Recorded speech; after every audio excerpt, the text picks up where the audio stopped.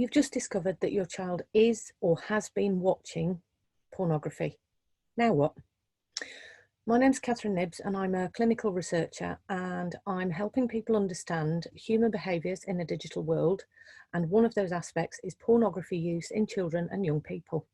So this is really why we need to understand this as parents, and what's the major concern that we have, but also what to do when you have discovered that your child is somebody who has looked at, watched or used this kind of material.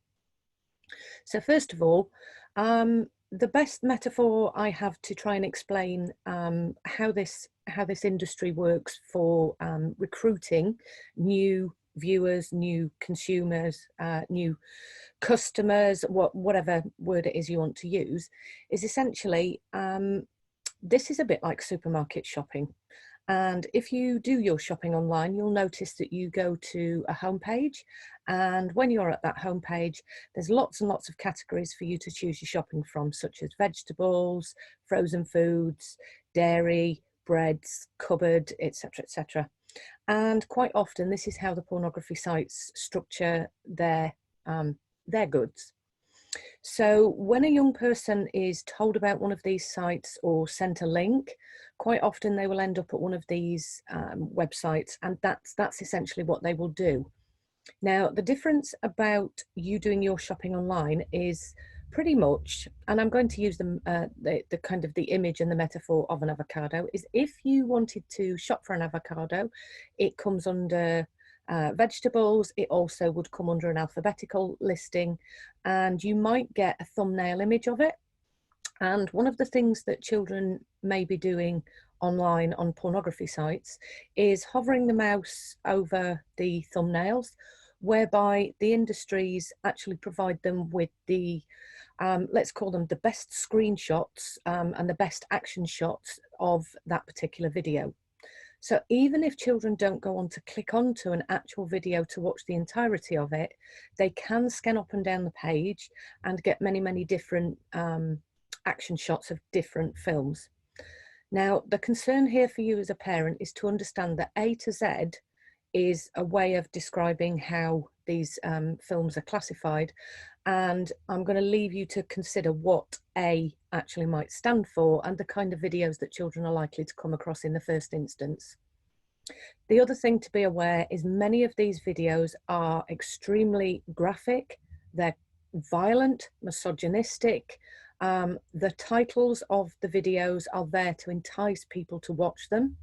There are quite often there's availability for comments, which means your young people are not really watching romantic, vanilla style, consensual sexual relationships. So this is about what do you do as a parent when you actually discover this, and you might be looking at your child in terms of the way that they discovered this material might have been sent via, there's a particular app that I've blogged about called Discord, and it might have been that they were sent via a file sharing app such as that. And it means that they can watch the video very quickly in the app, or they can end up on one of these websites.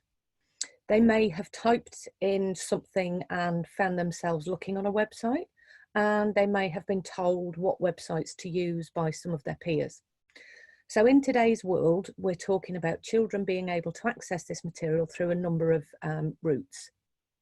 When this comes to working with your child and you know, helping them not access this material, because that's essentially what we're trying to do as parents, then what we need to understand is the do's and don'ts, but this is actually from working with a lot of children in my psychotherapy practice. And many of the do's are they want to be able to have a conversation with you, but the do is that they want it to be an open dialogue. They want to be able to discourse with you, but there is also a huge amount of shame, guilt, and embarrassment. Now, those are three slightly different biological processes, and for young children, the feeling of shame is very difficult to actually talk about. And for older children, it may present itself as anger and, shut down, and they don't want to converse with you. Now, this is because shame actually creates the same kind of physiological arousal as trauma. Hence why I talk about CyberTrauma, and that's the name of my website and my book and lots of my teachings. But today I'm talking to you about what it is that young people tell me that they wish their parents did, and also what they would like them to do in the future. So regardless of our personal opinions, regardless of what we consider, what they've watched, what we think of it, how they might have accessed it, etc., what your children are looking for is a space to be able to come and talk to you and to not feel demonized, pathologized, shamed, and as though they are criminals. Most young people have accidentally come across this material. They're curious. There are certain behaviours over the age of 12 which are quite normative to engage in behaviours such as this. But what we've got to remember is the pornography industry is a business. They're only interested in recruiting new customers. And the welfare of your child, emotional, physical, psychological, is not really on their radar. So the do's and don'ts would be try and do the do's, and these would be maintaining a best coherent physiology within yourself, which is very difficult to do when you want to protect your child, because that's essentially what we're doing. You might be very angry at your child in terms of what they've engaged with. So it's learning that we can talk to our children without using language that shames. And this comes from a particular aspect of something called nonviolent communication. And if you noticed, I used the word discovered earlier. I didn't say it in inverted commas caught, or I didn't say that now you've found out, because those kind of words really do set the scene for feeling guilt and shame on your child's behalf. So lots of the young people say they would like to be able to talk to their parents about sex, sexual intercourse, and the kind of pornography that exists.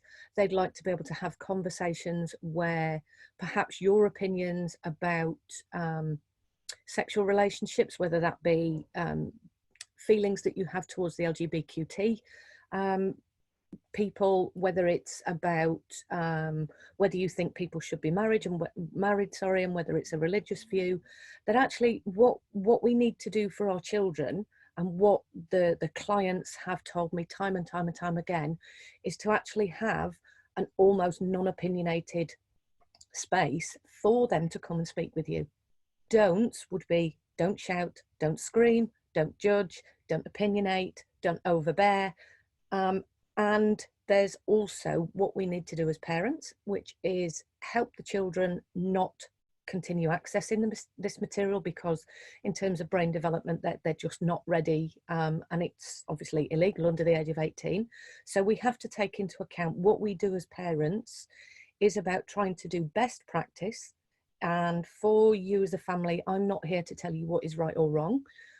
So you might want to remove all devices, you might want to change the way that you access the internet, you might want to put some blockers on there, etc., etc. The one thing that young people do consistently say is they already know that this material is something that is forbidden, and it's the excitement and the mixed up feelings that go together that actually creates a lot of the confusion.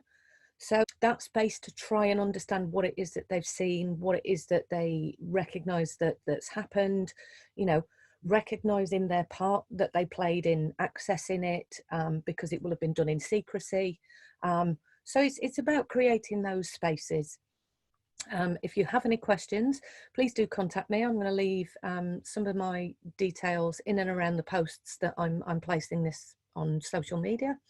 So for now, thank you very much for listening.